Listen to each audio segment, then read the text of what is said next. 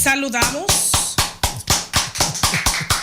Hoy es viernes. Aplaudieron todos, incluyendo a Will. A Will. Sí. Will se va. Saludos, es viernes, qué bueno, buenas tardes, bienvenidos al patrón de la tarde, don Nelson. Pero qué formal. Buenas tardes, amigas y amigos, un placer estar acá para compartir las informaciones. Qué bueno que hoy es viernes, fin de la semana laboral y que ya nosotros estaremos con ustedes hasta las 7 de la noche y luego entonces hay un descansito hasta el próximo lunes. Pero hay muchas cosas y temas que vamos a tratar. Hoy es 2 de junio del año 2023, es un grato placer. Hoy es Día Mundial del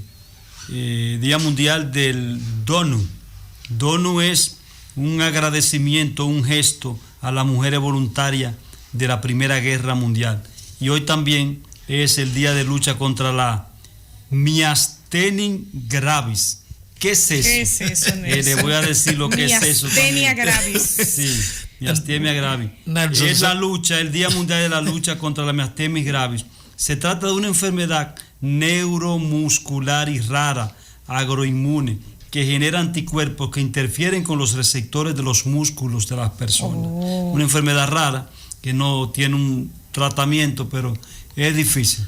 No hay cura para este tipo de enfermedad. Se conoce muy poco sobre ella. Juan. Hoy es día del auto Volkswagen, Así. día del pollo asado. Asado, pero el pollo Sí. normal no. Y día del helado Rocky Road. Bueno, buenas tardes a los oyentes de La Bacana, el patrón de la tarde. Hoy también es Día Mundial de un asunto que es muy popular. Hoy es día de las nonas. Eso es un alimento que le encanta a los muchachos. La y dona. fundamentalmente a las muchachas. Donas. A los muchachos Sí. le encanta. Con motivo de Pero hoy. no vi que hoy es día de las trabajadoras sociales, sexuales. ¿Cómo? Vi en algún No, medio yo no vi eso. que hoy es día de las trabajadoras sociales y sexuales, y entonces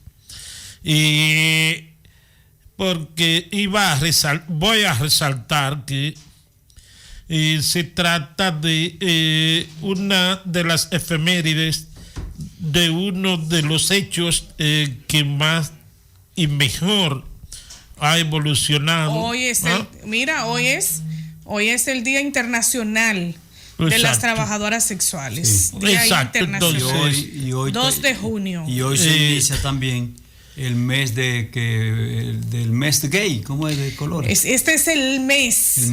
El mes del orgullo gay. Del orgullo gay. Y hay un conflicto Sí. en Estados Unidos porque allá las instituciones colocan la bandera gay como una forma de manifestar, de apoyarlos. Pero entonces la Liga Mundial de Béisbol se ha negado a ello. Y hay un conflicto con eso porque la League Major Baseball dice que no quiere subir bandera ni identificarse, y eso es un derecho. El que no quiere identificarse con eso no se identifica, lo ignora, y es un derecho que tiene la gente. Bueno, el hecho es que siempre se aprovecha el Día Internacional de las Trabajadoras Sexuales para resaltar primero que es un caso interesante porque los cambios que ha habido son significativos y que humaniza ese oficio viejísimo de la prostitución a nivel del mundo, ¿no? Prostituta entonces se consideraba como algo despectivo, algo que denigraba esa labor, y entonces se ha hecho el cambio prácticamente en todas las legislaciones y se ha establecido entonces como trabajadoras sexuales. Antes de prostitutas incluso tenían otros calificativos mucho más denigrantes. Las prostitutas entonces evolucionó para hacer un poco más humano el término, tal cual ha ocurrido, por ejemplo, con los presos, que se le cambió por internos y ya ahora se habla de privados de libertad, con el propósito de que tú no trates a un ser humano de manera despectiva se considera ya un insulto casi decirle a una persona, usted es un preso. Eso se considera ya ofensivo.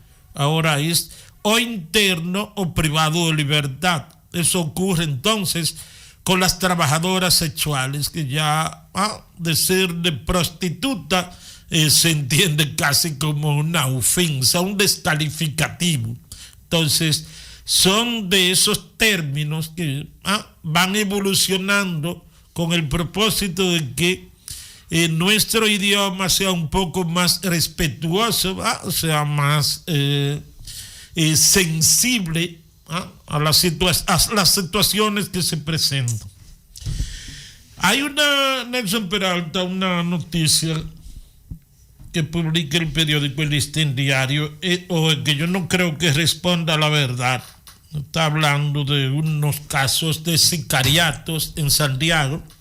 Habla de 6 casos en los últimos días y que, según la información que yo manejo, no es verdad, porque parece que quienes redactaron esa información parece que desconocen las características que tienen que presentarse en un crimen para que se le identifique como un caso de sicariato. Por ejemplo, usted no puede decirme que un joven que mataron en la otra banda, otro joven, eso no es sicariato. Usted no puede decirme que este conflicto en el que detallamos en el día de ayer de un joven pelotero de Cienfuegos, eso tampoco es sicariato. Ahora, 2 casos, sí, en Santiago Los Caballeros, pero no 6, como dice el periódico El Listín Diario, que fue uno primero en el sector de Pekín, en la zona sur de Santiago, de un señor que regresó de Estados Unidos. Y entonces, estando en su casa, fueron unas personas haciéndose pasar por delivery, y entonces fue a matar lo que fueron. Entonces, esa investigación incluso está muy avanzada, porque se está investigando también a unas damas, ¿verdad? La policía tiene esa parte muy avanzada, pero eso sí, tiene una característica, independientemente de que haya mujeres de por medio. Lo cierto es que aparentemente contrataron a esos muchachos que fueron a esa casa haciéndose pasar por delivery. Y el caso de el gallero del municipio de Villa González, que es evidente que se trata de un caso de sicariato. Eso la policía admite que ahí sí, en esos 2 casos, pero el Listín Diario como que escandaliza un poco hoy, hablando de casos de sicariatos que estremecen a Santiago, y que, pues, las explicaciones que a mí me han hecho, es una información que no está apegada a la verdad. El titular dice: el sicariato muestra su poderío en Santiago Los Caballeros, y entonces dice que la forma criminal de quitarle la vida a personas a través del sicariato o muertes por encargo, negocio criminal que ha ganado terreno en Santiago. Y ahí entonces concluye con que se trata de 6 personas. Y reitero, las informaciones apegadas a la verdad indican que no es, que es totalmente falso eso de que hay 6 personas en los últimos días en Santiago que han muerto por encargo, a través de la contratación de personas que hacen la labor de sicario. Reitero, apenas 2, y ese del municipio de Villa González, todos sabemos que ya tiene alrededor de un mes que se produjo ese hecho. Anoche sí, y ahí parece que la policía está avanzando bien. Anoche hubo un asalto a una cafetería ahí en San Francisco de Jacagua. Mataron 2. Y entonces 3 muchachos del municipio de Licey al Medio, utilizando un vehículo para salir a asaltar.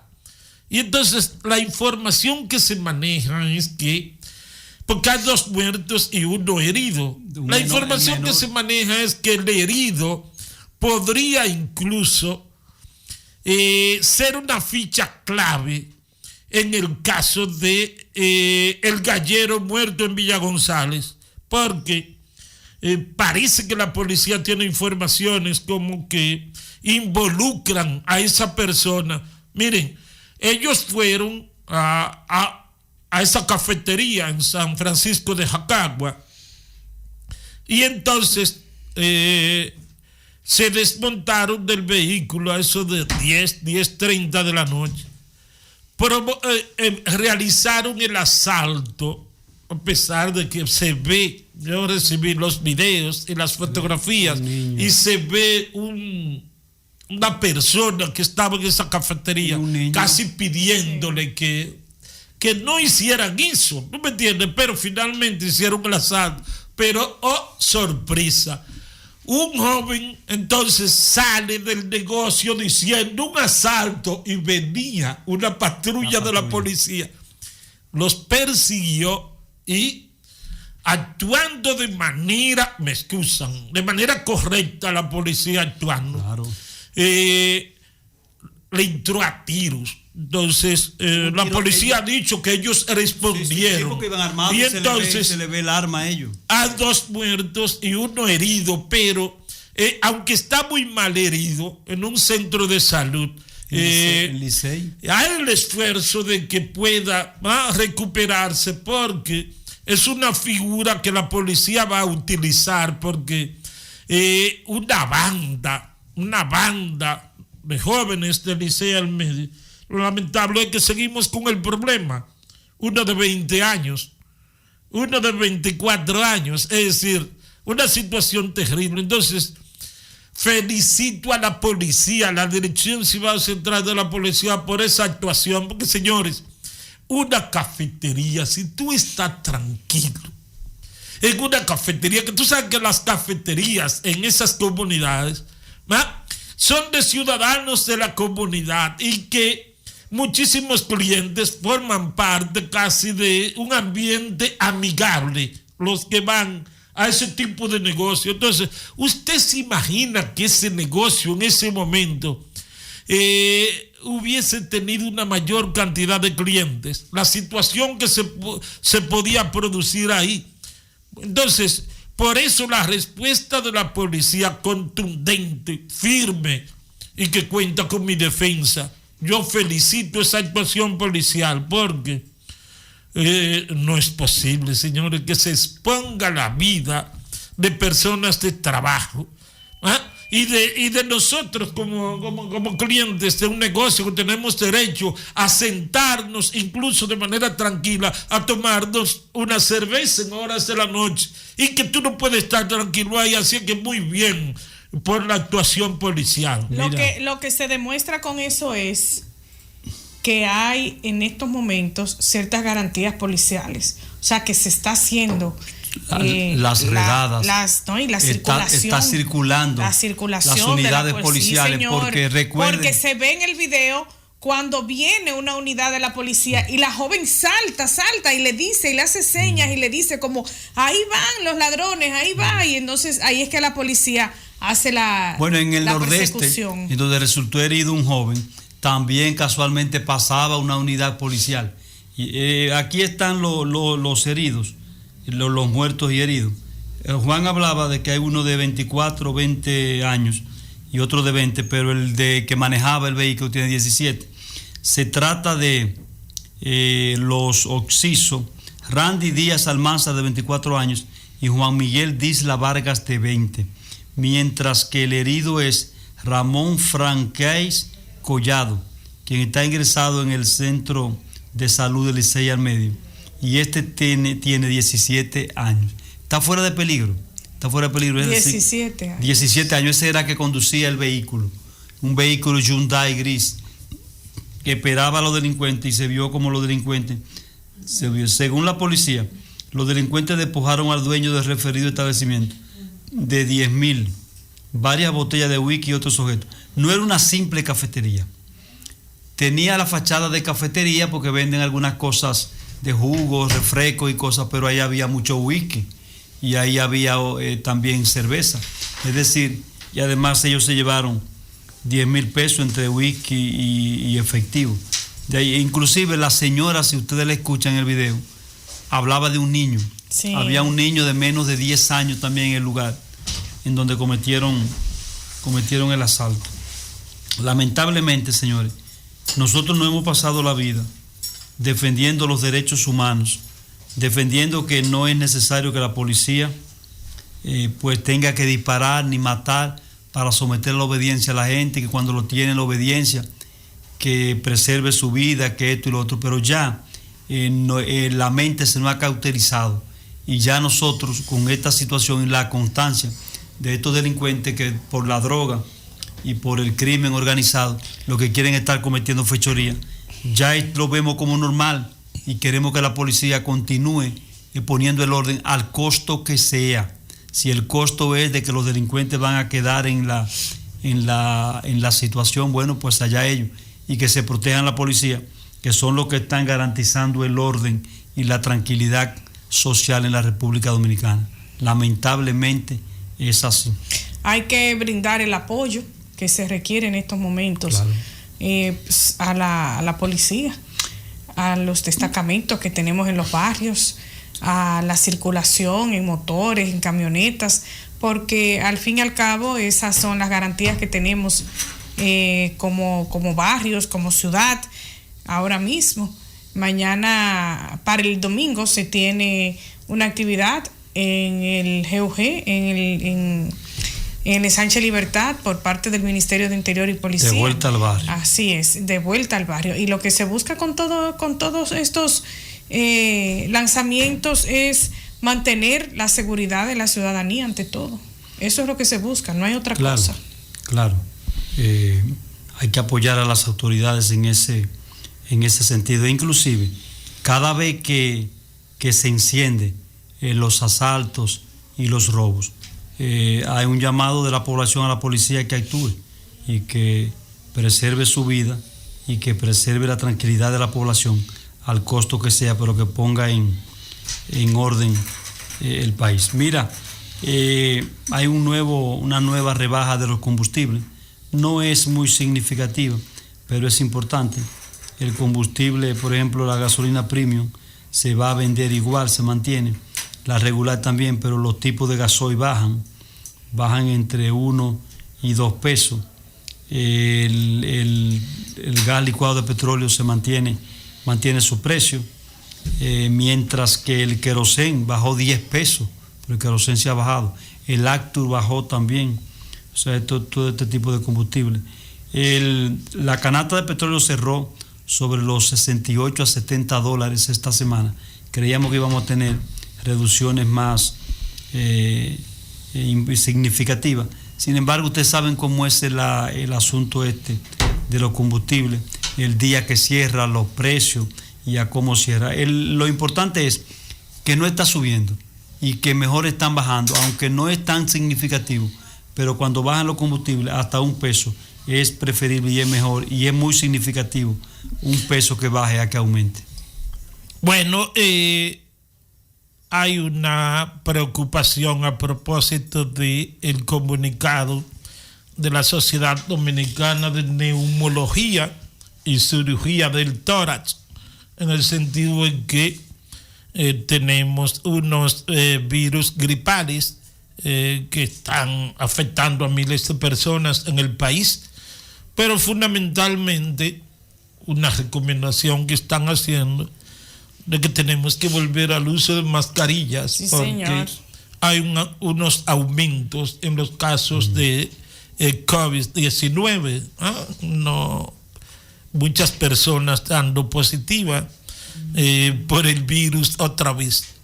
La verdad es que ya nosotros dimos por cerrado ese caso independientemente de que aparezca una nueva variante y de que se presenten muchos casos.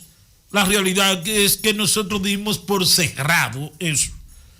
Y tú vienes a hablar de esta sociedad de volver al recogimiento, al uso de mascarillas, en estos momentos, aunque debo destacar que hay personas que en ningún momento han dejado de usar mascarillas. Sí, hay muchas personas que tú los ves. Por ejemplo, un amigo periodista me visitó en el día de ayer y yo le dije, ¿pero qué tú haces con esa mascarilla? Me dijo, no, yo la sigo usando. Entonces, hay muchas personas que continúan utilizando mascarillas, pero es que la Sociedad Dominicana de Neumólogos ha hecho el planteamiento de que es toda la población que debería volver al uso de mascarillas. Yo no he visto los números del Ministerio de Salud Pública en lo que tiene que ver con el incremento de los casos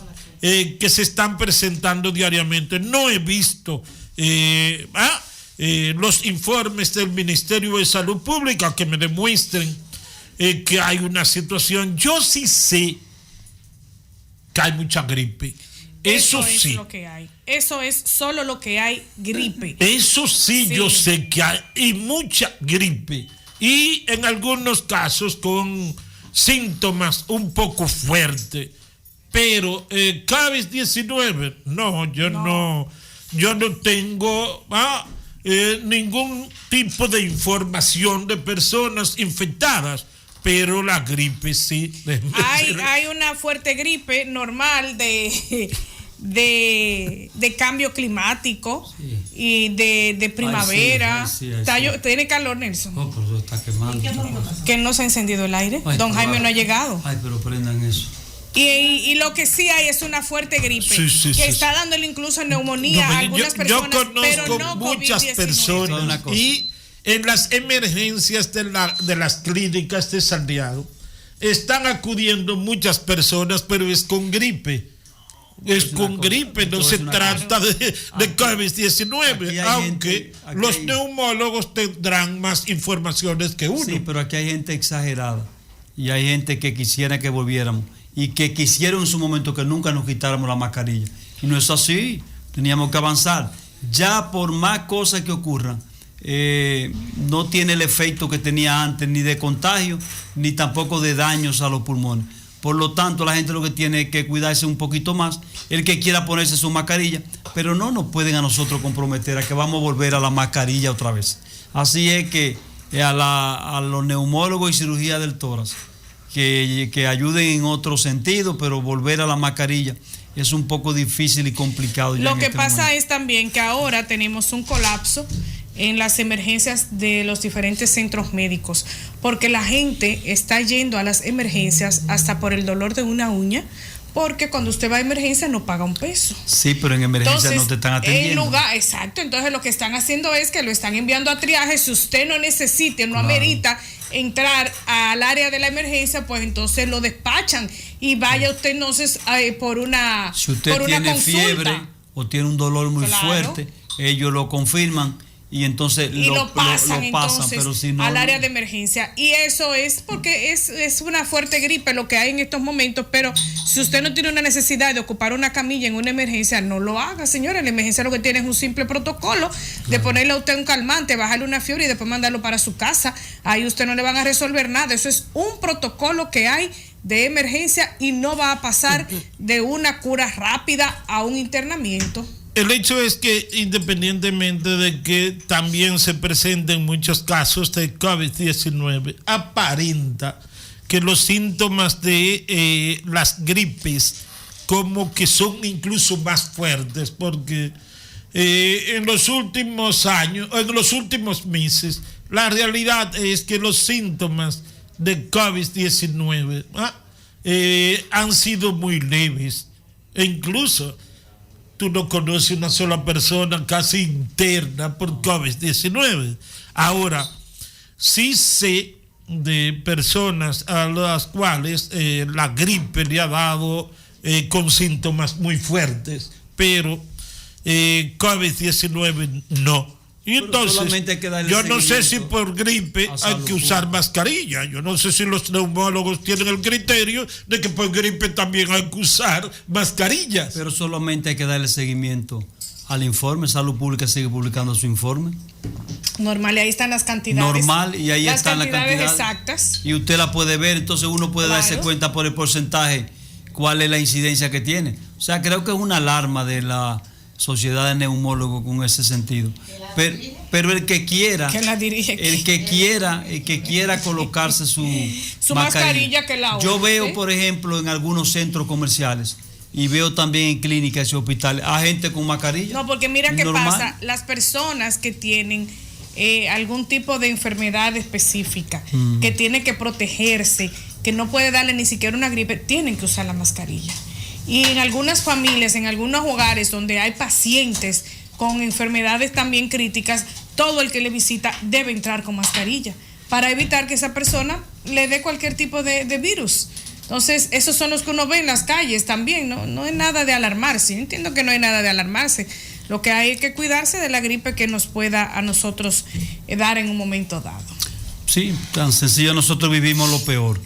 Ya cualquier cosa que venga, podemos enfrentarlo con mayor certidumbre. Porque llegó un momento en que estábamos acorralados en ese sentido. Y cuando entró este gobierno, por ejemplo, se le entregó en la mano un país prácticamente cerrado. Y duramos casi 3 meses cerrados que no salía. Dios mío. Que no salía nadie, todo el mundo, uno no sabía lo que iba a pasar. Y hasta coger una llamada telefónica daba grima, cuidado. Yo me ponía unos guantes para coger una llamada telefónica.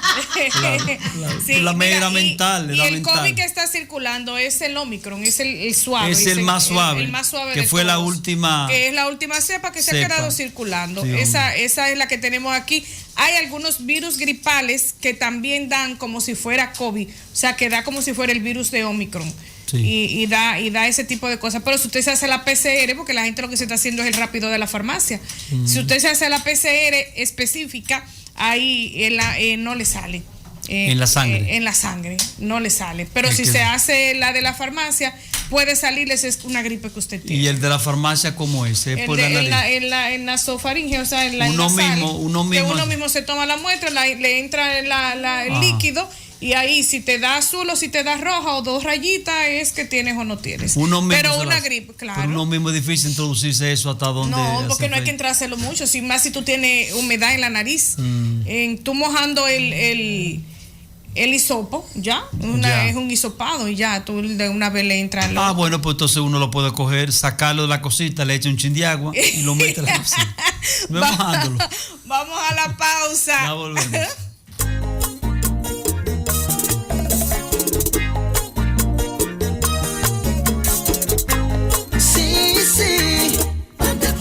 Seguimos en el Patrón de la Tarde y en este momento vamos nosotros a conversar con nuestros primeros invitados de hoy, el señor Fausto Bueno y la señora Pastora Reyes. Ellos son una pareja de esposos que están poniendo en circulación un libro titulado El valor de la solidaridad, de lo que mucha gente no entiende el significado de esta. Bienvenido al señor Fausto y a la señora Pastora al Patrón de la Tarde. Muchas gracias.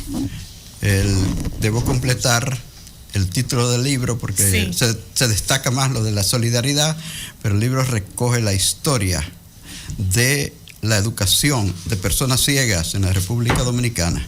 También valor de la solidaridad, historia de la educación de personas ciegas en República Dominicana. 1943-2018. Buenas tardes a los amigos del Patrón de la Tarde. Doña Pastora, ¿y usted cómo está? Yo estoy muy bien aquí entrenándome en este programa. Qué bueno, qué bueno. Una obra muy voluminosa, 300 páginas y un material de altísima calidad. Gracias. Eso estoy viendo en el ejemplar que han traído acá al Patrón de la Tarde. Las experiencias de escribir sobre el tema de la solidaridad.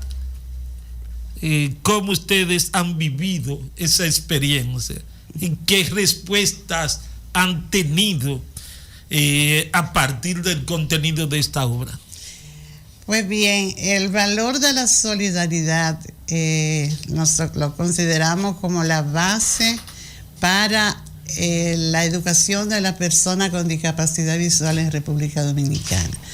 No queremos que se entienda que realmente como algo, ¿cómo le digo? Con el concepto de minimizar, ¿verdad? Porque fue de la solidaridad, ¿no? Hay recursos invertidos, pero sí queremos resaltar la solidaridad de la sociedad dominicana en la década de los años 40, cuando sin conocer nada sobre el potencial de las personas con discapacidad visual, se atrevieron a comenzar a aglutinar esa población. De pronto no pensando en formarlo para la vida, para ser personas independientes y personas útiles, sino como para compensar un poco esa forma de marginalidad en que vivían. Pero siempre apareció un ángel en medio de todo. Sí. Apareció la hija de la persona que comenzó con esa iniciativa, una profesional también de la comunicación de aquellos años, y le dio una vuelta a esa intención. No solamente de facilitarle un dulce, un bizcocho, diríamos, en la época de Navidad, sino de formarlo para que ellos fueran capaces de adquirirlo por su propio esfuerzo. Es bueno destacar que don Fausto Bueno es no vidente. Sí, es una persona ciega. Sí, y está junto con usted, con doña Pastora, pues es quienes han hecho esta obra que hoy tenemos aquí. ¿Ustedes trabajaron juntos en la redacción de la misma? ¿Recopilaron los datos juntos? Sí, trabajamos juntos en el desempeño como profesionales de la educación por 40 años con personas con discapacidad visual de todas las edades. Y trabajamos juntos también recopilando estas informaciones porque ese libro es una historia documentada. La fuente están los periódicos escritos, revistas, experiencia vivida por las propias personas con discapacidad visual cuando existía aquí el internado, aquí en el país, ya gracias a Dios no existe. Y entonces pues tratamos de llevar un contenido basado en la pura verdad de lo que ha sido cómo ha evolucionado, cómo ha llegado hasta hoy, que hablamos ya de inclusión, no hablamos ya de segregar a una cantidad de personas en 4 paredes, claro, sino ponerlo en contacto con la sociedad, con el medio, y que el accionar de la persona ciega sea lo que motive el cambio de actitud para empleadores, para los docentes, para todo aquel que tenga que ver con la formación de estas personas. Muy bien, muchas gracias. Buenas tardes, Nelson Peralta, mucho gusto. Buenas tardes, Nelson, un gran placer. Mire, estaba viendo el prólogo y los agradecimientos. Me gusta ver para ver quiénes colaboraron y veo en parte de ellos un agradecimiento que expresan a la doctora Milagros Ortiz Bosch, que fue la que dio todas las facilidades para la inclusión cuando fue ministra de Educación. Pero veo también un agradecimiento, Juan, ahí, a Oscar López Reyes, wow, que fue asesor, un periodista muy conocido y amigo nuestro y compañero de larga lucha en los gremios periodísticos. Cuéntenos un poquito sobre esas dos figuras. Sí, la doctora Milagros Ortiz Bosch siempre ha sido una persona muy interesada por esta educación y lo demostró en múltiples ocasiones en que ocupó funciones tanto en el Congreso como a nivel de la vicepresidencia y del Ministerio de Educación. Sí. Entonces, en su gestión se dieron a conocer varias normativas que han ayudado mucho a este proceso de inclusión de las personas con discapacidad visual en el país. La Orden Departamental 05-2002 transformó a lo que fue la Escuela Nacional de Ciegos en el Centro Nacional de Recursos Educativos para la Discapacidad Visual, Olga Estrella. Entonces, desde este centro se ha llevado la educación a los niños y niñas con discapacidad visual hasta toda la geografía nacional. Se extendió por todo el país la educación de los niños ciegos. Se disolvió el internado con esta orden departamental que había existido desde que su fundación en 1957, y se ordenó precisamente la inclusión de los niños ciegos desde el nivel inicial en la escuela común. Esto se ha venido haciendo con éxito en el país, gracias a un gran equipo de maestros itinerantes que existe, que da apoyo a la familia, que da apoyo a la educación, a los maestros regulares, y que apoyan a los estudiantes con discapacidad visual. En el caso de el buen amigo Oscar López Reyes, sí, hace muchos años que somos amigos, pues yo también soy periodista, y hemos activado mucho en el Colegio de Periodistas, desde el antiguo Sindicato Nacional de Periodistas Profesionales. Me tocó ser parte de esa lucha para lograr el Colegio Dominicano de Periodistas desde el SNPP. Entonces, desde ese tiempo somos amigos. Oscar López Reyes es un gran compañero, un gran amigo, una persona que nos ha apoyado mucho también, que ha apoyado mucho a las personas ciegas del país. Entonces, un escritor también, Oscar. Sí, Oscar tiene 20 y tantos libros, 22 libros. Muchos. Es un loco escribiendo, Oscar. Usted recuerda, yo no iba en ese avión. Ajá. Yo no iba en el avión. No puso a temblar a todos. Nos puso a llorar a todos, porque fue que se dijo, la noticia se dio. Sí, se dio. Que Oscar venía en el avión que se cayó allá en Nueva York, pasado el 9/11, ¿verdad? 5:87 creo que del vuelo. Se fue. Entonces, es una persona con la que hemos compartido mucho y que nos ha apoyado también. Mi saludo para él desde aquí, desde esta tribuna. Veo en el libro que alguna de las páginas iniciando tiene marcado, bueno, la carátula, el sistema Braille, y en algunos separadores se observa también. Sí, los separadores no tienen los puntos en relieve, como es el sistema Braille, porque el sistema Braille es muy voluminoso, y entonces iba a ser el libro más grande y lo encarecía más también. No me digas. Sí, entonces, por ejemplo, ese libro, sin los anexos, con esa cantidad de páginas sin anexos, se multiplicaría por lo menos por tres tomos. 3 tomos.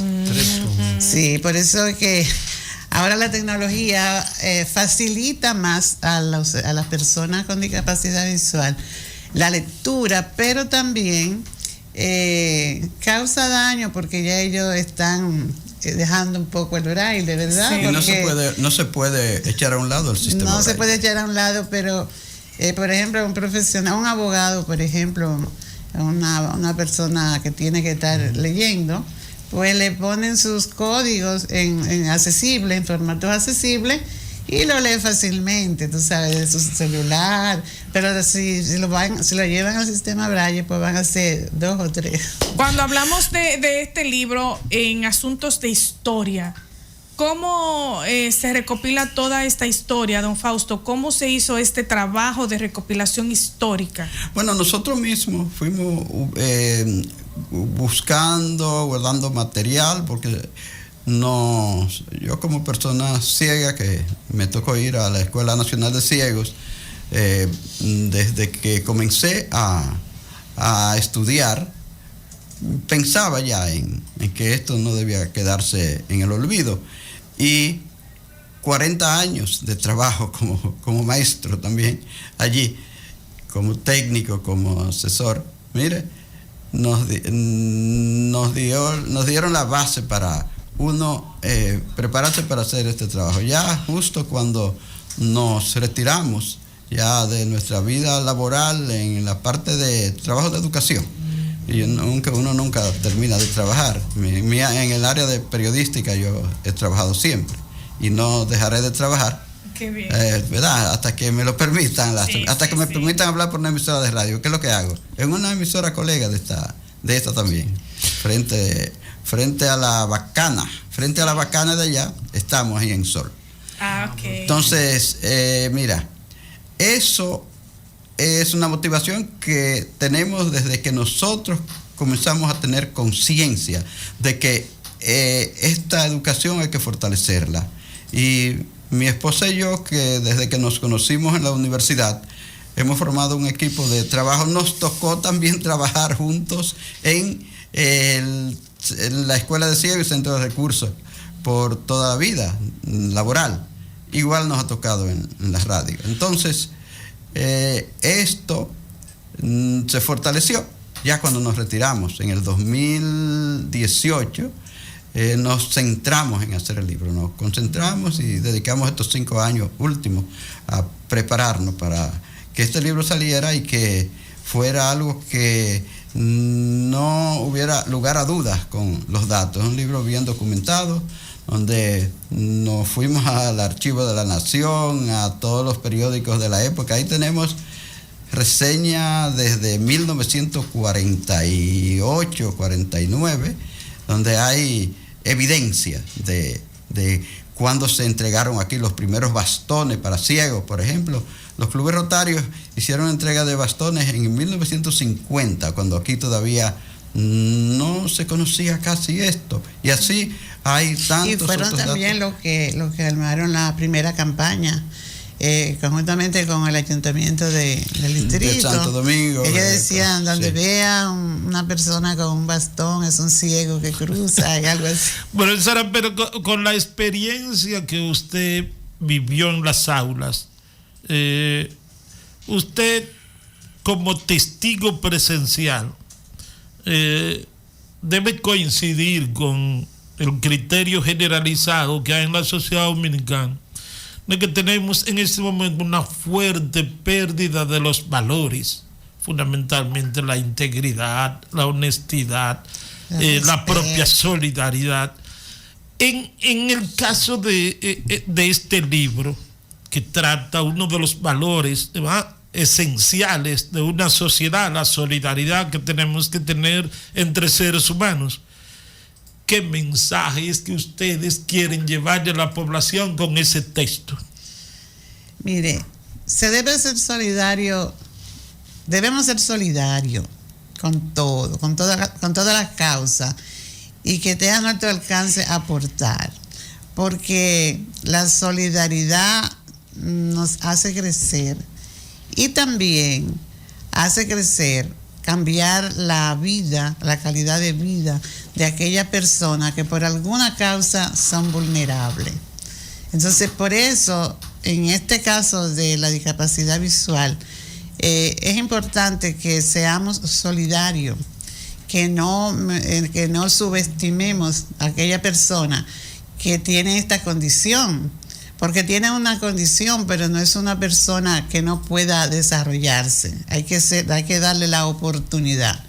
Entonces, no podemos echar de lado ni echar una mirada de desprecio, diríamos, ¿verdad? Porque aquí valen mucho los sentimientos cuando hablamos de valores.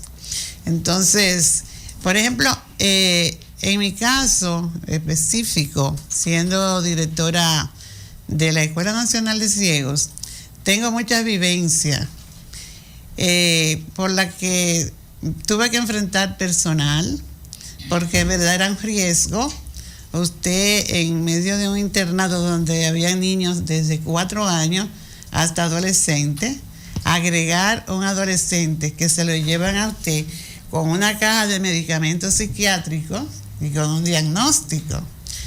Y yo vi a ese muchacho, era un adolescente, y las personas que se encargaban de cuidar a los niños, no los docentes, sino llamábamos auxiliares, cuando se le filtró la información de que yo iba a aceptar a ese muchacho, allá cuando era el internado, y la doctora también, me dijo que si yo estaba loca. Yo dije, no, yo no estoy loca, él se va a quedar aquí.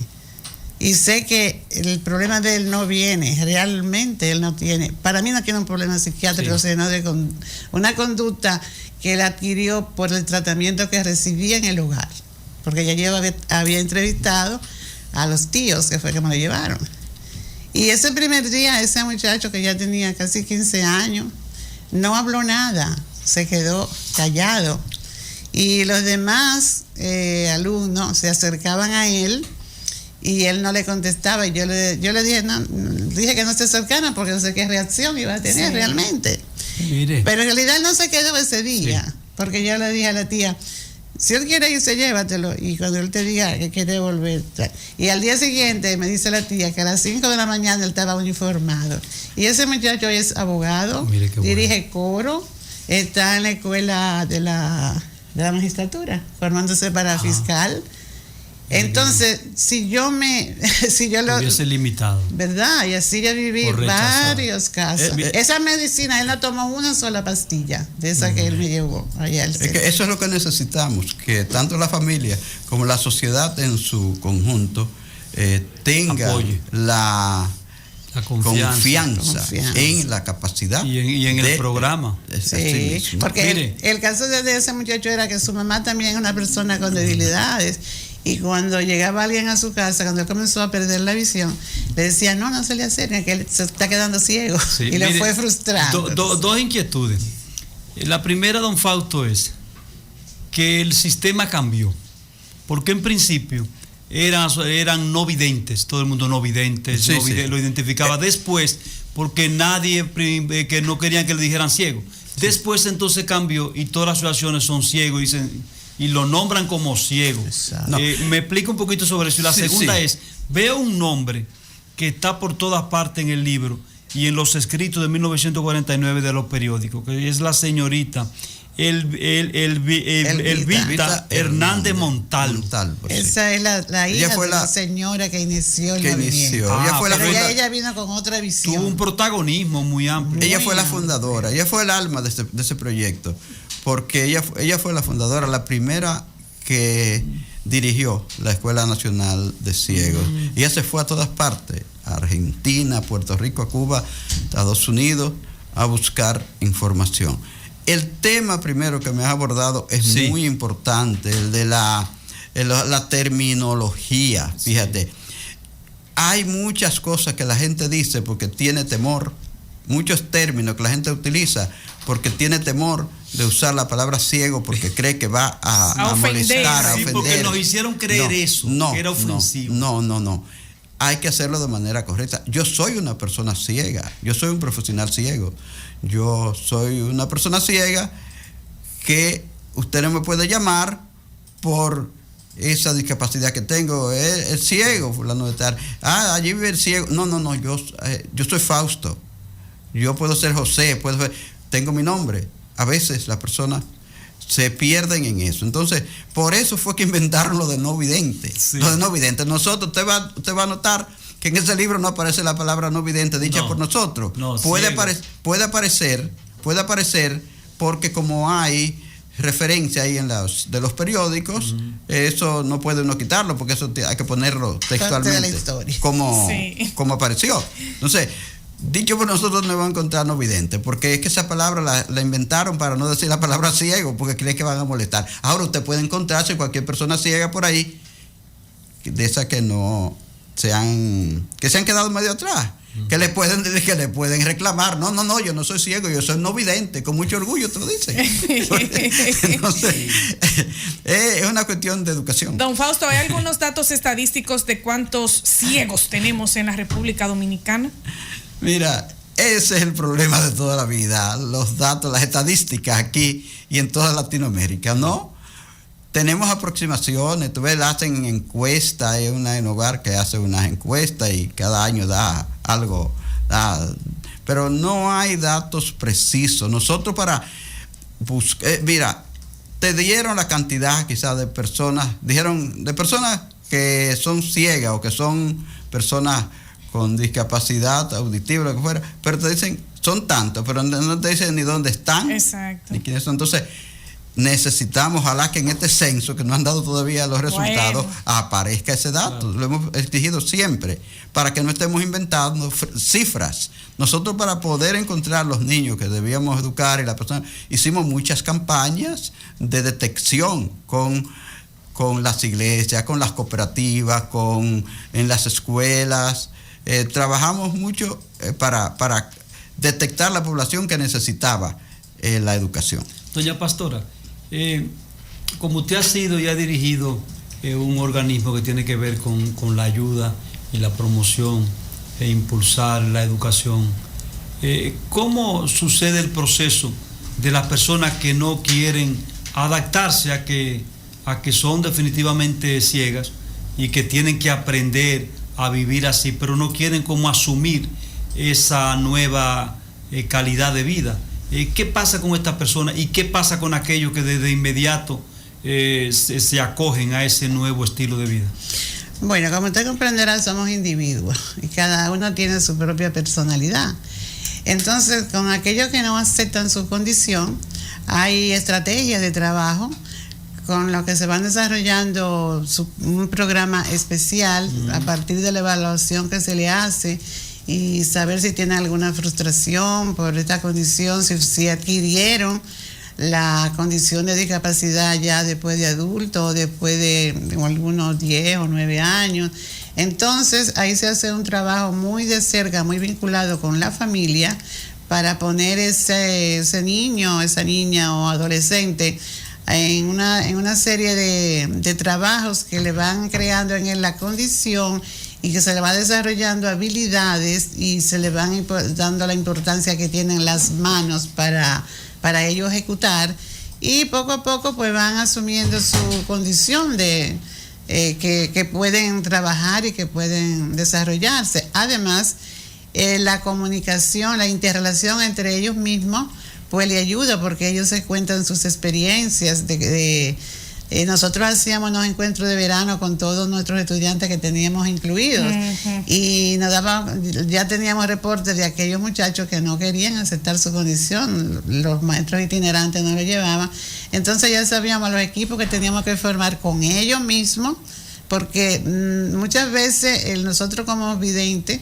hablarle, dice, bueno, pero evidente y no sabe cómo yo vivo, no sabe lo que significa esto para mí, pero cuando se lo dice a su propio compañero, es igual, ¿verdad?, que tiene su condición, pues todo va cambiando y la vida se ve desde otro punto de vista. En este libro no solo se impulsa la solidaridad, sino que ustedes marcan aquí, por la experiencia acumulada y vivida, el estilo de vida que debe llevar una persona en esa condición. Exactamente, y también cómo la sociedad debe de colaborar, de asumirlo, porque muchas veces no es la persona con la condición que se amilana y tú sabes que no quiere, sino que no le damos la oportunidad, que se ve a la discapacidad y no se detiene en el talento. La inclusión escolar, doña Pastora y don Fausto, la inclusión escolar ya no es tan exclusiva de una escuela para ciegos, sino que también ya se introducen en los diferentes niveles. ¿Sufren bullying estos niños? ¿Cómo se maneja este tema? Bueno, tú tienes a un estudiante con discapacidad visual en un aula y en cuanto al comportamiento de sus iguales no dejan de tener bullying unos y otros, tú ves, pero eso se hace un trabajo. Ahí está la función del maestro itinerante, que cuando suceden esas situaciones se hace un equipo con la psicóloga del centro, con la orientadora, con el equipo de gestión. Entonces, sin tener que usar represalia contra sus compañeros, sino desarrollar en esos compañeros lo que es el respeto, la cooperación, la colaboración y el mismo tema de la solidaridad, se ha ido cambiando, van cambiando, y hay los profesores del aula, los profesores regulares, reportan cuánto ha valido la presencia de un estudiante en condiciones de discapacidad. Para que sus compañeros pues los respetan y lo asimilen. Y se ofrezcan también a apoyar. Y hay que decir que la mayoría son muy solidarios. La mayoría de la población es solidaria con las personas con discapacidad visual. Sí, puede haber un momento en que alguien se burle, que le haga pero nada, uno lo toma como normal eso. Yo he visto muy buenos ejemplos en la calle. Y sobre todo los profesionales que hay con discapacidad visual regularmente se inclinan hacia las carreras de comunicación, de locución, abogados. Sí. Esa como que son las principales. Es cierto, hay psicólogos. Hay en todas las áreas, pero hay más, unos buenos masajistas ahora también. Sí, hay más en comunicación y en Derecho. Comunicación y Derecho, en Educación también, hay muchos maestros. Ya ciegos. hemos creado, don Fausto, mucha conciencia. Sí. Pero en el año que ustedes se casaron, por ejemplo, cuando usted le dijo a sus padres, no, yo tengo un novio. Sí, pero y no ve. Pero el novio Y no ve. es ¿Cómo? ciego. ¿Cómo? ¿Qué pasó? Normal. Era una época Era difícil. complicada, no se entendía. Era difícil, sí. No, mire, todo eso depende Era difícil. ¿qué le digo? Del comportamiento de los padres Sí. hacia lo que eligen sus hijos. Son 49 años. ¿Tienen ustedes 49 juntos? atrás, ¿qué contar, don Fausto? Ay, ya. Mis padres ni mis hermanos, ninguno, sencillamente me hicieron ver, es ciego, claro, Claro. tú sabes lo que te tiene, ¿verdad? Pero nunca hubo ningún rechazo, ni lo hay. Incluso Fausto es parte importante de nuestra familia, hasta de consulta, ¿verdad? Doña Pastora, ¿fue amor a primera vista? Fíjese. De parte de Fausto sí, porque doña Pastora tenía lo suyo. Y mira que yo lo rechacé. No me diga. De Sí, verdad. señor, inconscientemente lo rechacé. No me diga. Y don Fausto entonces le llevó serenata. Me llevó, Sí. me llevó Pero- varias Sí, pero también me han Pero contado mira, algo. me rechazó y me lo dijo en mi cara, ¿sabes? ¿Cómo? Le dijo en su cara. Así mismo, oiga, sí. No, mire, cuando llegamos a la universidad, Ajá. estábamos en el mismo grupo.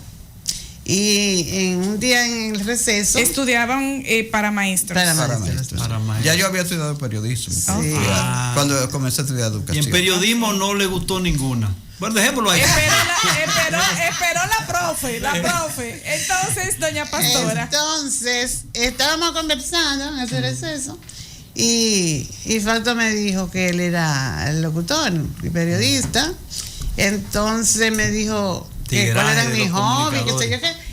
Y yo le dije, a mí me gusta escuchar programas de corte cultural, educativo. Entonces él me preguntó que cuál de esos programas yo escuchaba, porque él sigue mucho la radio. Sí. Yo le dije, en Radio Reloj de Emisora Unida era fácil. Vaya reloj, todo el sur. Había un programa cultural de historia dominicana y todo eso. Y yo le dije, sí, yo escucho ese programa, pero últimamente hay momentos que ya yo quito el programa, yo no lo sigo escuchando. Y él me dijo que por qué. Yo le dije, bueno, porque ha entrado ahí, hay uno que lee y como que no me gusta su tono de voz. Y Fausto me preguntó que qué leía. ¿Qué leía esa persona? Y yo le dije, creo que lee biografía de dominicanos ilustres. Y me dijo, ese soy yo. Y yo dije, con un lápiz se puede borrar. Ay. No, pero nada, eso, fíjate, me Qué ha tocado bien. oírlo por cuántos años. 49 años tienen ustedes. ¿Cuántos hijos? Sí, tenemos 3 hijos. Bueno, Ya. 4, porque hay una que creció con nosotros y es Y parte de nuestra familia. Claro. Y un montón de nietos. Y un montón de nietos también. ¿Ninguno salió con la dificultad de don Fausto? No, ninguno. A nuestro hijo menor le nació una niña, pero tenía múltiples condiciones. Realmente no. Pero no- Su no vida Que fue tiene una condición. no era condición Sí, visual. porque ella incluso con estimulación visual ella estaba desarrollándose más. Pero Bueno. ahora no tenemos. Después de este libro, ¿han pensado ustedes que tienen documentación para una próxima entrega?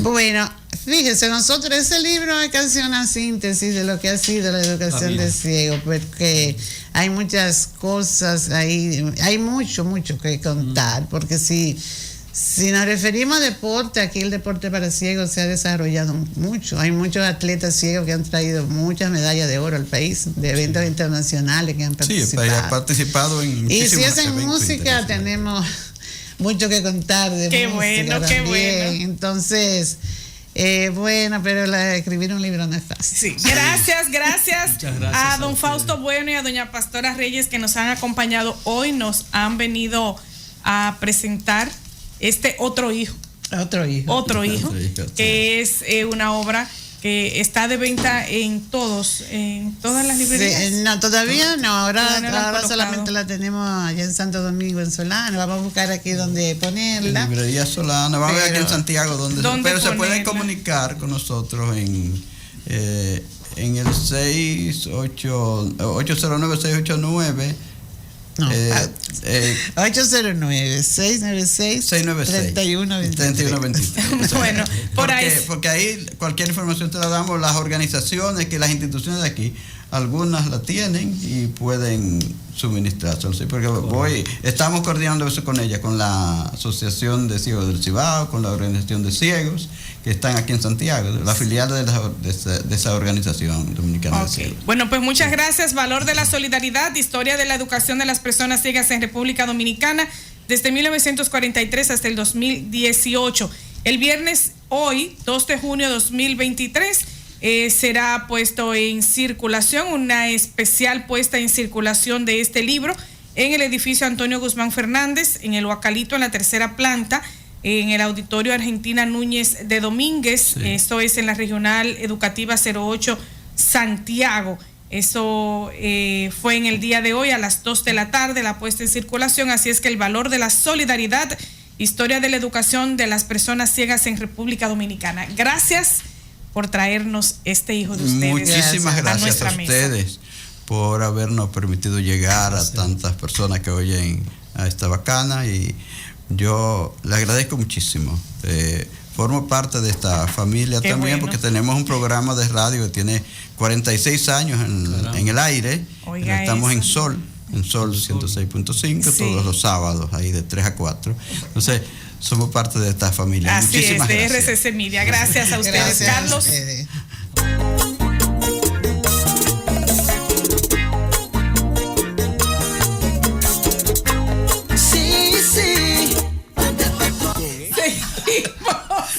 Seguimos en el patrón de la tarde. Bueno, ya sabemos, es de dominio público, amplia cobertura a la decisión que ratifica la medida de coerción de prisión preventiva de 18 meses para los exministros del gobierno del presidente Danilo Medina, José Ramón Peralta, exministro administrativo de la presidencia, y Donald Guerrero, exministro de Hacienda.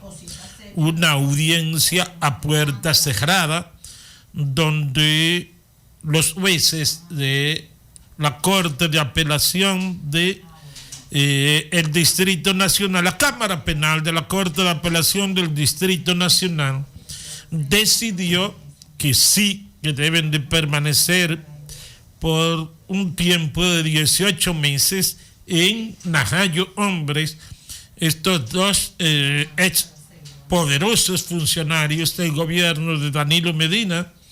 José Ramón Peralta es miembro del comité político del PLD, Donald Guerrero es miembro del comité central. Así que ratificada la medida de coerción y seguirán en Najayo. También el día de hoy desfilaron los 5 miembros de la Cámara de Cuentas por la comisión amplia designada por la Cámara de Diputados para interrogar a los miembros de la Cámara de Cuentas a propósito del conflicto aparentemente insalvable. Ya yo creo que eso es irreversible. Pues yo pensé que iban a llegar a esos interrogatorios con posiciones más moderadas. Sin embargo, se mantiene las posiciones intransigentes, las posiciones radicales entre los dos grupos en que está dividida la Cámara de Cuentas en este momento. Yanil Ramírez y Mario Fernández por un lado, y entonces las 3 damas que forman parte de la Cámara de Cuentas que se mantienen unidas. Entonces Yanil Ramírez, el presidente de la Cámara de Cuentas, de acuerdo a lo que ha revelado la locuaz diputada de Santiago, Soraya Suárez, él presentó allí una serie de pruebas, dice ella, que involucran a dirigentes políticos en ese conflicto. Otro diputado del PRM, apellido Bueno, ha planteado que Yanil Ramírez, en el interrogatorio, habló de que es un problema político, que es un conflicto político. Y ese diputado también dijo que Yanil Ramírez había dicho que hay un senador involucrado en el conflicto, que supuestamente tiene pruebas de que ese legislador ha estado asusando el conflicto en la Cámara de Cuentas. Pero independientemente de las revelaciones que ellos hagan, la realidad es que si no ceden en la división que tienen, en los conflictos y diferencias que tienen, es evidente que no hay otra salida que no sea la destitución, porque yo soy de lo que pienso que ellos deberían de deponer esas actitudes y entonces enviarle un mensaje a esta sociedad y a esa comisión de diputados de que ellos están dispuestos a bajar un poco la agresividad con que se están tratando, a tratar de disminuir los conflictos, pero no, es una bravuconería lo que tú estás observando. Y entonces, ¿cómo se mantienen tan intransigentes? Es evidente que no habrá otra salida para la Cámara de Diputados que no sea el juicio político y la destitución de los 5 miembros de la Cámara de Cuentas que fueron interrogados en el día de hoy. Se destacan que en 10 años de más de 1.400 auditorías planificadas, la Cámara de Cuentas solo realizó 429 desde el 2013 hasta el 2022. Los 3 plenos que han integrado la Cámara de Cuentas planificaron realizar esto, 1.485, de las que solo lograron ejecutar 429 escrutinios. No sé qué tan difícil será si tienen un inmenso personal y un edificio con una gran cantidad de personas dedicadas solo a esto, a preparar auditorías. La institución hizo esta planificación en 10 años y el número aumentó después de 1.300 a 1.485 porque cada año el Pleno, ese órgano fiscalizador, decide agregar nuevas investigaciones. Esto está cada día peor. Mira, es que el problema es que hay miembros de la Cámara de Cuentas que no quiere que lo destituyan, pero no aportan nada para lograr una tranquilidad y garantizar que va a haber unidad. La señora Catano, que es la vicepresidenta y que aspira a presidenta, porque es un plan, aspira a presidenta, ya se destapa hoy también con que de los reportes de auditoría que estaban hechas, que todavía no habían sido terminadas, sino que era lo que ellos llaman el borrón, que al informe que ella dio, después que se revisó después de un tiempo para agregarle y terminarlo, encontró otras informaciones que ella no había puesto. Pero señores, si se está buscando solución, olvidémonos de todas esas cosas y vamos a tratar de ir hacia un acuerdo. De lo contrario, no hay salvación. Yo dije desde el principio que ahí no hay nada que buscar. Ahí hay que llevarlo a un juicio político. Si no renuncian, destituirlo a todos y que rápidamente se inicie el proceso para escoger a los nuevos 5 miembros. Total, los que están ahí en medio del conflicto tienen tiempo solo para el conflicto. Y el conflicto que han llevado a cabo no le ha permitido desarrollarse ni avanzar en las auditorías. Y que esperemos un tiempo y que agotemos un espacio para nombrar y elegir a 5 nuevos técnicos y especialistas que vayan a hacer un trabajo, sería más provechoso. Lo que pasa es que los miembros de la Cámara de Cuentas actuales se han dado cuenta que al irse en este momento perderían todo, porque al salir por esa conducta no tienen jubilación y hay muchas cosas que se pierden, pero además perderían un salario de más de 500,000 pesos por estar con un asunto, con un chisme, cuando debieron aprovechar ese momento para hacer historia y rendirle una buena función al país, pero lamentablemente no pudieron hacerlo. Así es que Soraya ha sorprendido hoy con esa información, pero si una persona va a dar una información, si no la va a dar completa, no genera expectativa, porque ella dice entonces que el presidente de la Cámara de Cuentas involucra figuras políticas en el caos de la Cámara de Cuentas, pero no voy a dar los nombres de las personas. Bueno, pero ¿y cuál es el problema?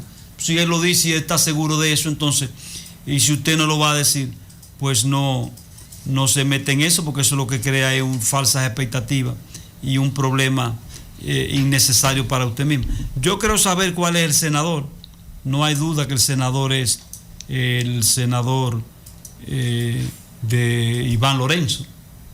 Es Iván Lorenzo el senador. Sí. Senador que se refiere a Iván Lorenzo, que ha estado creando una situación ahí, reuniéndose con las 3 mujeres y garantizándole que ella permanecería. Pero desde el principio a quien se ha involucrado con esa situación, que supuestamente tiene una miembro ahí, es al senador Félix Bautista. Yo nunca había escuchado a Iván Lorenzo. Félix Bautista se le atribuye una miembro, pero supuestamente, porque el show es que yo no sé, pero desde que surgió esa Cámara de Cuentas es evidente que fue una distribución política, porque también se está hablando de que Donald Guerrero tiene una miembro ahí, porque cuando él era ministro de Hacienda, ella trabajaba con él en el Ministerio de Hacienda, y que supuestamente otra es de Félix Bautista. Entonces, habría que ver de qué se trata, Nelson Peralta. Bueno. Habría que ver cuál es el senador, porque se habló mucho de Félix Bautista, pero uno finalmente no sabe, porque no lo identificaron durante los interrogatorios en el día de hoy. Bueno, he revisado la cuenta de Twitter de Abel Martínez, a ver dónde va a estar el fin de semana el presidente Luis Abinader en la provincia de Valverde, encabezando actividades. El programa ya está circulando. El expresidente Leonel Fernández va a estar en Valverde, en Santiago y en San Cristóbal. En Mao va a encabezar una asamblea de las 4 provincias de la línea noroeste. En Santiago va a encabezar una asamblea de los 10 municipios de la provincia de Santiago, de dirigentes de esos 10 municipios. Pero he recibido la información de que cuando termine, porque la asamblea va a ser en Licey al Medio, la del expresidente Fernández, pero antes de irse para la capital parece que va para el apartamento del ingeniero Silvio Durán. Ahí es que va a estar, parece que el presidente va a estar ahí, porque Silvio Durán ha estado muy activo. Incluso vi unas imágenes y un video participando en una cena de empresarios con Leonel Fernández en la capital, de eso que hacen buenos aportes. Entonces, estaría en la residencia de Silvio Durán antes de irse a Santo Domingo. Pero no veo, no está lo de Abel Martínez, no está. Entonces, parece que no tiene nada que hacer, agenda, no tiene agenda después que le hizo la propuesta. ¿Cómo no va a tener una agenda? Debe tener pero una si agenda. Tiene que tener una agenda. Déjame decirte que el único candidato presidencial, aunque no es candidato presidencial, porque fue una virtual candidato. Virtual candidato presidencial, pero el único que es el resultado de unas votaciones es Abel Martínez, porque fue una consulta donde se fue allí a ejercer el voto. Es Abel Martínez el único, porque todavía Luis Abinader no se ha decidido, y Leonel todos sabemos que es él, pero tampoco lo ha dicho. Ahora Abel Martínez sí. En las informaciones, en los documentos, en las notas de prensa es el candidato presidencial del PLD. Pero reitero, que dice viernes a esta hora todavía uno no sabe cuál es la agenda de fin de semana. Dice José Francisco una falla de su equipo de comunicación. Dice José Francisco Peñaguaba, primero, que no se sabe llegar al final. Segundo, que va a hundir al PLD. Eso es irreversible. Pero ese hombre es un candidato presidencial. Y ustedes no me han dicho que José Fran es una estrella y lo que él dice palabra de Dios en política. Entonces, hay que escucharlo. Él dice que va a hundir al PLD y que no llegará al final. Y si llega, lo hunde. hay un debate nacional sobre todo con todo eso. Entonces, como me han hablado que José Fran es palabra de Dios en política, entonces hay que ponerle atención. No sé si eso es así. Pero José Adriano Rodríguez, Claudia Lisa está enviando él es que envía la agenda del presidente Abinader en Mao. Así es. Está ahí la agenda donde dice que el sábado 3 de junio a las 10:30 de la mañana estará inaugurando los trabajos de remozamiento del Hospital Navarrete. A las 11:15 la visita privada de la industria agroindustrial Peñalba en el cruce de Jicomé. A las 11:30 inauguración del Hospital de Esperanza. A las 12:30 primer Picasso, inicio de construcción del proyecto Mountain View de 120 apartamentos para residentes ausentes y residentes en New York. A la 1, todo de una hora en una hora, almuerzo privado en la residencia de Don Negro Trujillo, eso es para allá también. A las 2 de la tarde es la inauguración de los proyectos de rehabilitación de redes e iluminación de Pueblo Nuevo en Mao y los proyectos de rehabilitación Mao Monción Santiago Rodríguez en la explanada de agricultura de Boca de Mao. Esa es una actividad de Edenorte. A las 2:35 la inauguración del Centro Tecnológico de Guayacanes. A las 3:10 inauguración de los cuarteles de Laguna Salada y Guayacanes. A las 3:55 de la tarde inauguración de la parroquia Nuestra Señora de Guadalupe en Jaibón, en Laguna Salada. Esa es la agenda que da el director general de operaciones desde las 10:30 de la mañana hasta las 4 de la tarde, hasta las 5. Esa es la agenda del sábado 3 de junio del presidente, que estará en Mao, desde Mao hasta Laguna Salada. Esa es la ruta la agenda de don Aníbal Belial. Sí, es así. Miren, hay una nota que tiene que ver con tema artístico, pero está ya en ESPN, y como tiene una dominicana incluida, pues hay deportivo. Es artística, Nelson, ya tú seguro la leíste. Viene esta de Amara la Negra, viene desde México, está en ESPN, donde se va a realizar un reality show que le abre la gran puerta en México a la dominicana Amara la Negra, y participará con legendarias actrices mexicanas y 2 ex Miss Universo. La talentosa artista debuta en la capital azteca en el nuevo spin-off que tendrá a un grupo de personalidades latinas conocidas por su espíritu rebelde y por haber desafiado los estereotipos culturales para convertirse en conocidas superestrellas. La desafiante trigueña Amara la Negra es parte del equipo estelar integrado por la incomparable Yuri, la exuberante, no, y que Yuri viene para acá entre viejo, la exuberante Ninel Conde. Ay, pero es entre vegetativa. La cautivadora Alicia Machado. Ay, pero es entre viejas. La multifacética Patricia Manterola. Pati Manterola. Ay, pero ¿cuántos años?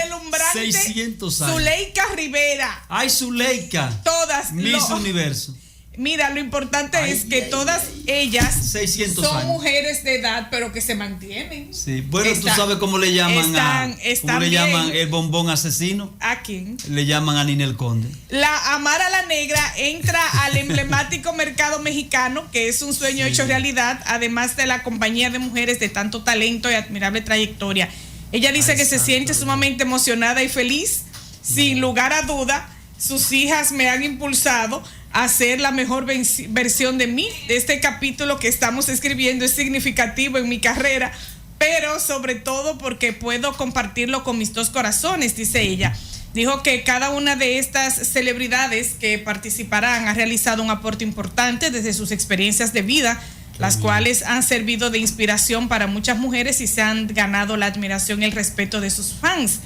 Ella dice que cuando Canela TV me invitó a formar parte de Secretos de las Indomables, acepté con amor y entusiasmo, porque como yo no hay otra.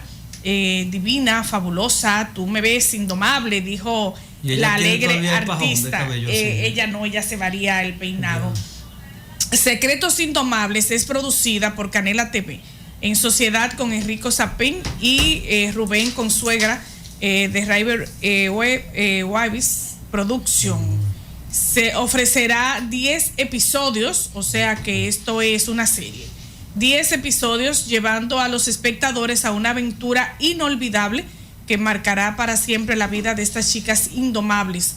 La serie formará parte de una amplia gama de contenidos originales disponibles de forma gratuita en el servicio de streaming de la plataforma que ya hemos mencionado. Así es que esta dominicana está en ese Secretos de las Indomables, y donde quiera que hay un dominicano, sí, nosotros debemos celebrar. Mira, es la segunda dominicana que participa en un reality show, porque la Materialista estuvo en uno también y le fue muy bien, llegó hasta el final.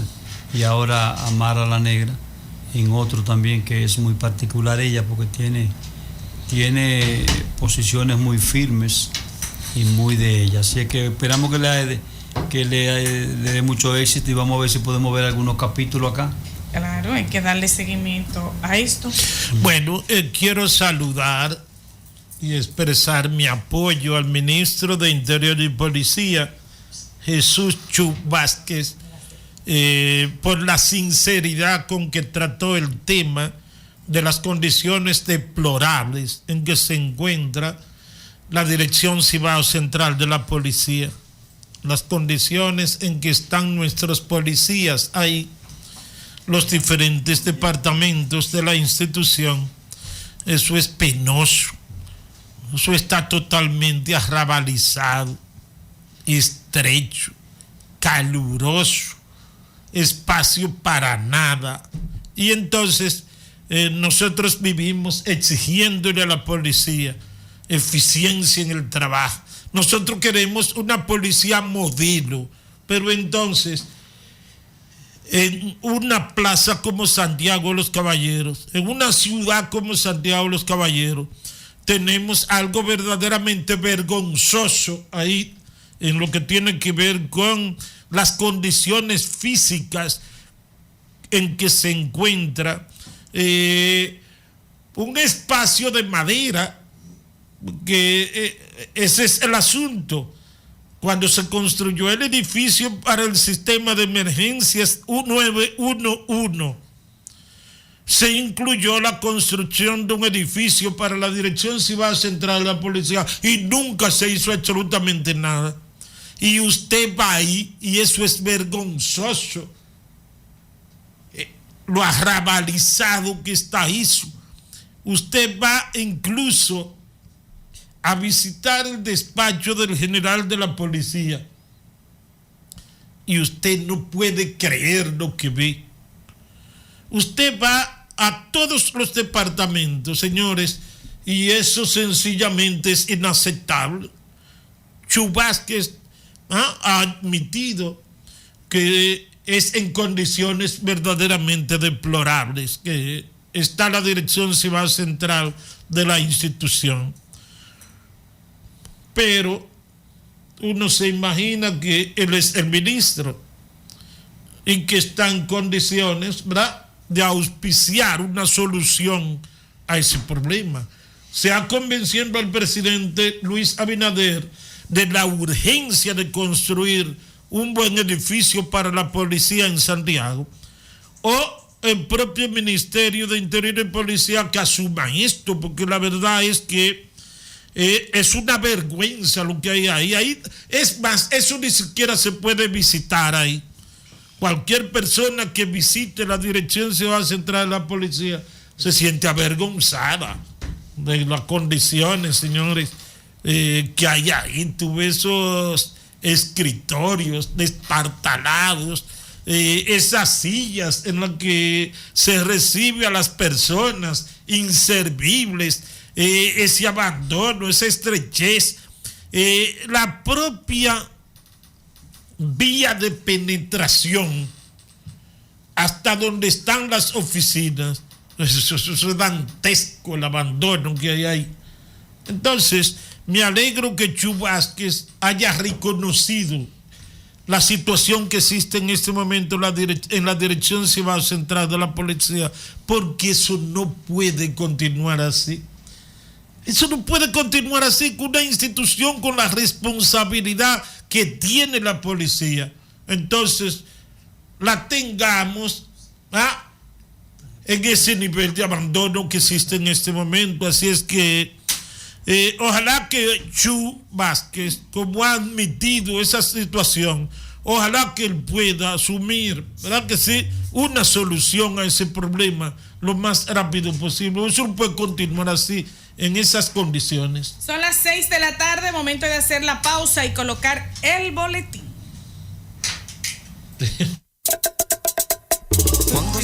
Continuamos con la presentación del patrón de la tarde en este viernes que contamos a 2 de junio del año 2023. Este es fin de la semana laboral. Mire, hay una información muy importante.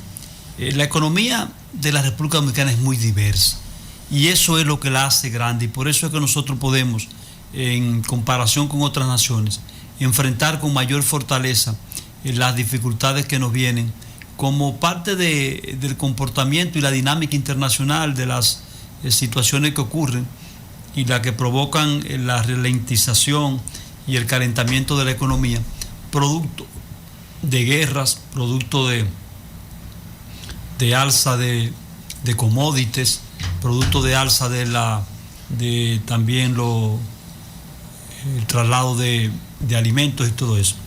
El Banco de Reservas ha anunciado hoy que va a respaldar al sector construcción con un financiamiento por 15.800 millones de pesos. Son todos los cuartos del mundo. Mucho dinero con financiamiento a ese sector. Todo el que quiera construir al Banco de Reservas tiene la posibilidad, si está todo al día, de que pueda tener un apoyo interesante. Imagínense ustedes, si la dinámica que tiene el sector construcción ahora mismo en el turismo, en el sector financiero que está construyendo muchas torres y muchas sucursales en Santiago y en otras áreas de la economía, también va a aportar estos recursos en financiamiento para continuar el impulso. Esto va a ser unas obras de mucho interés. Asimismo, dice que ha concedido el 29% de los créditos que destina el sistema financiero al renglón del 100% de recursos para el sector financiero. El 29% va a ser solamente para el sector construcción.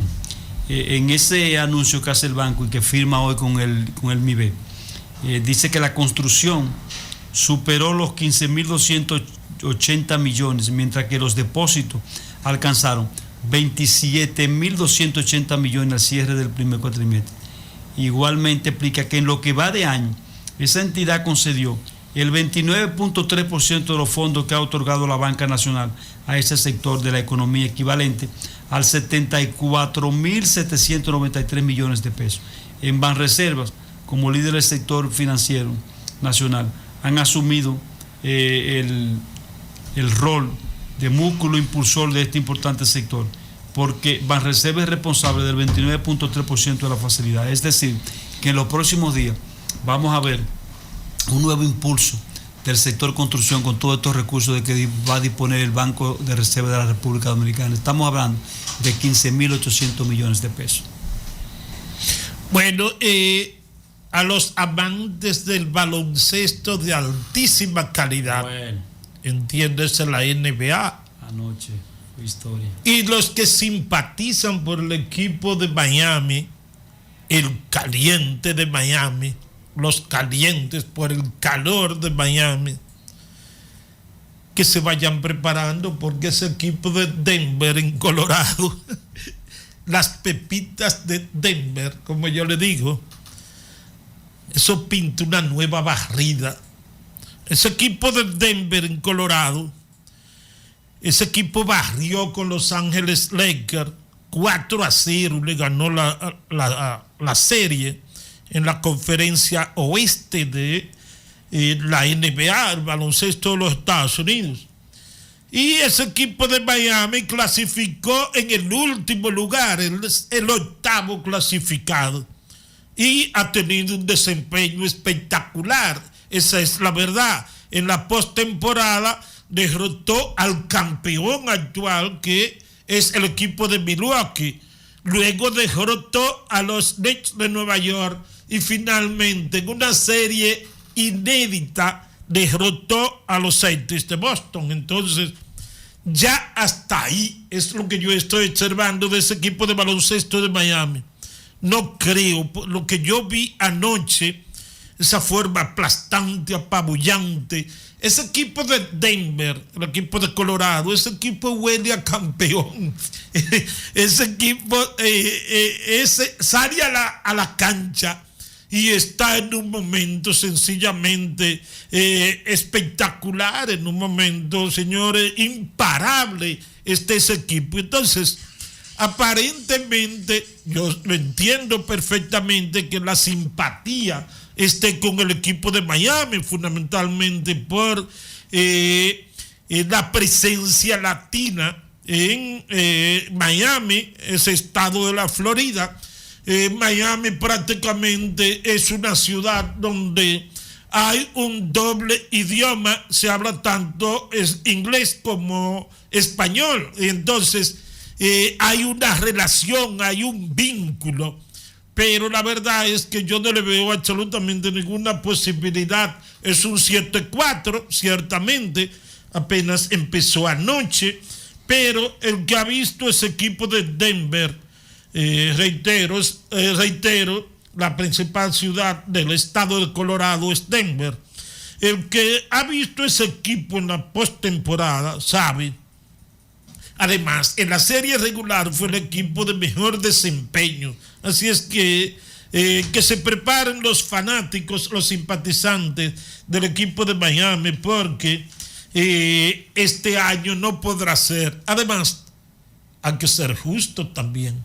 El equipo de Denver tiene 47 años y nunca ha ganado un trofeo. Entonces, también hay que entender eso. Finalmente, yo quiero, miren, hay un forcejeo en este momento en la oposición política con el tema de las alianzas electorales.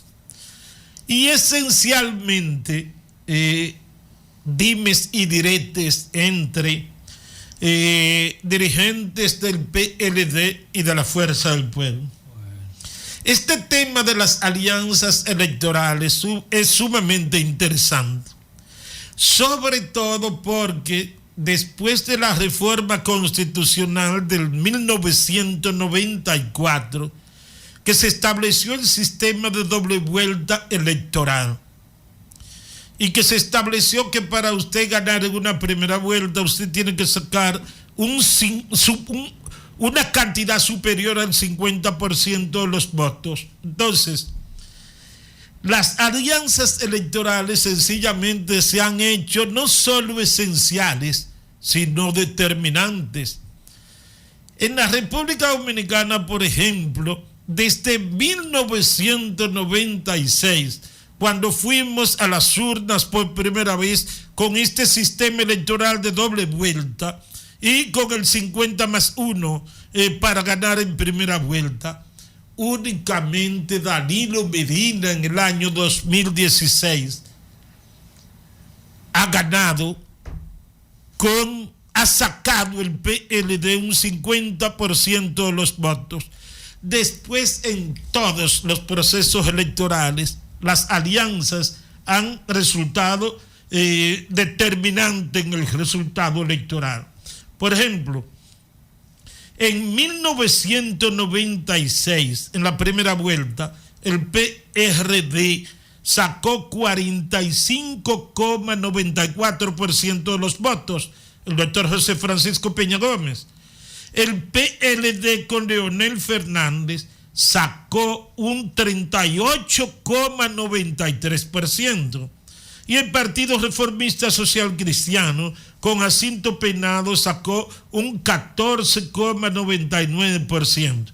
En segunda vuelta, entonces, la alianza de Joaquín Balaguer y su Partido Reformista Social Cristiano con el PLD le dieron a Leonel Fernández 51,25% y a Peña Gómez en esas votaciones cerradas 48,75%. A partir de ahí, de esa alianza del PLD con Joaquín Balaguer, todos los procesos electorales han sido determinados por las alianzas electorales. Por ejemplo, en el año 2000, Hipólito Mejía, recordemos que sacó un 49,78% de los votos, pero fue un 5,7% que le sumaron los aliados. Es decir, él sacó un 44% de los votos y los aliados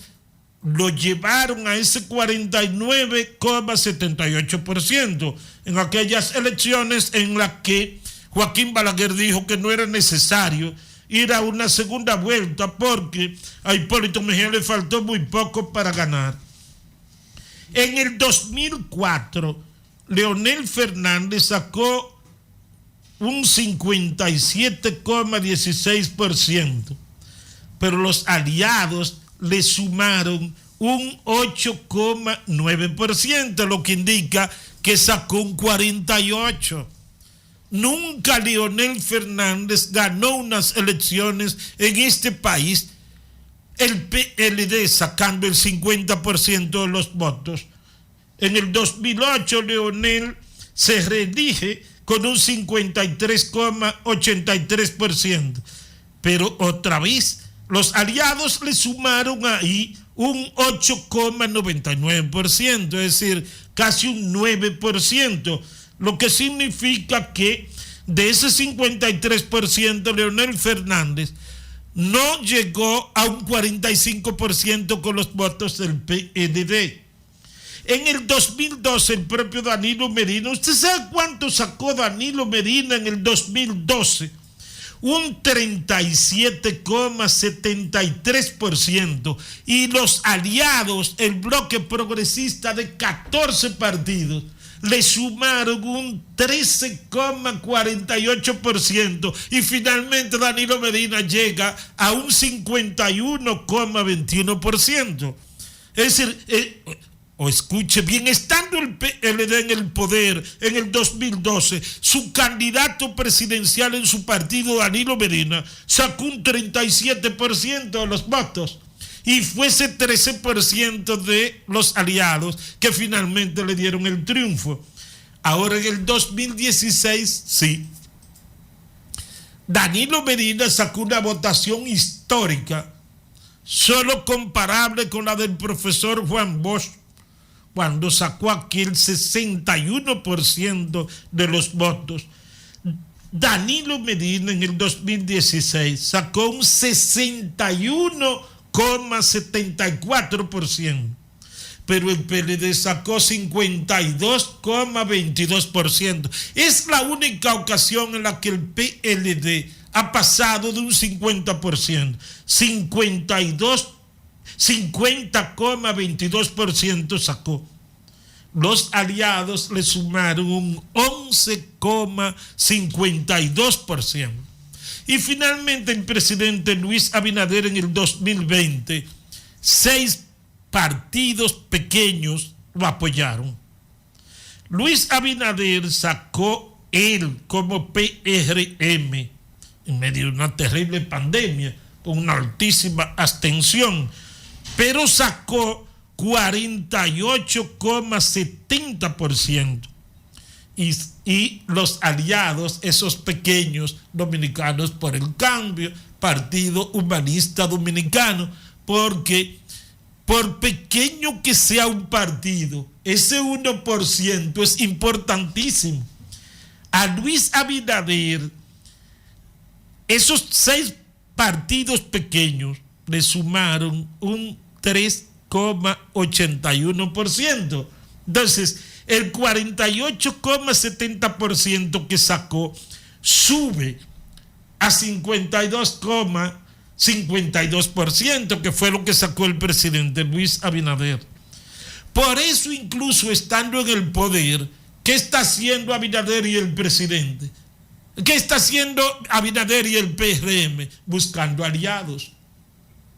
¿qué está haciendo Leonel Fernández? Buscando aliados. ¿Qué está haciendo Abel? Y entonces el PLD, retirando aliados. El PLD ahora ha asumido una postura radical en contra de las alianzas, cuando en 5 elecciones ganó 4 por los aliados. Entonces, las alianzas de esos pequeños partidos es importantísima, porque hasta un Luis Abinader, que en el 2020 era un fenómeno, porque todo el mundo decidió casi votar por él, sacó, reitero, 48,70%. Sus 6 pequeños aliados le sumaron 3,81%, concluyendo su votación en 52,52%. Eso para que usted vea la incidencia, la influencia que tienen esos aliados, sin importar lo pequeño que sea un partido. Usted puede decir, el Partido Humanista Dominicano, bueno, pero eso es un dirigente de San Francisco de Macorís. Sí, pero si te suma 10,000 votos, son buenísimos. Entonces, en una competencia electoral cerrada, señores, los pequeños partidos han demostrado que son determinantes. Usted puede decir, bueno, pero que son siglas, que lo que viven es negociando, que sus dirigentes viven de eso, que Luis Acosta Moreta tiene un negocio con su partido, que Maritza López Ortiz está negociando, que eso es lo que viven de eso, son negocios. Diga lo que usted quiera, esa es la verdad, son negocios, pero la realidad es que cuando usted cuenta los votos, ahí están los resultados sobre lo determinante que han sido los aliados en todos los procesos electorales después de 1996, cuando fuimos por primera vez a las urnas con este nuevo sistema electoral del 50% más 1, y si usted no saca eso, acudir a una segunda vuelta. Bueno, lo que pasa es que hay posibilidad de tú casarte con una persona, pero tiene que tener amores con ella, tiene que tener acercamiento. ¿Y qué es lo que pasa ahora mismo en el Partido de la Liberación Dominicana y qué pasa en la Fuerza del Pueblo? Que es difícil que 2 instituciones políticas y líderes políticos puedan llegar a un acuerdo de alianza cuando se están matando entre ellos, cuando se están tirando las cajas y los cajones. Ahora mismo se puede decir que en el Partido de la Liberación Dominicana y la Fuerza del Pueblo está muy difícil que se pueda reeditar una alianza electoral. Es pero muy difícil. Y ahora mismo José Fran, por ejemplo, también está peleado con el PLD y era una figura, parece ser, que va a apoyar a Leonel Fernández, pero José Fran en esta ocasión no ha logrado concertar un grupo como en otras épocas. No, están en desbandada. ¿Por qué? Porque ya el PLD no tiene los alpistes que daba. Así es que la situación es difícil y complicada. Amigas y amigos, gracias, nos vamos, hasta la próxima. Adiós.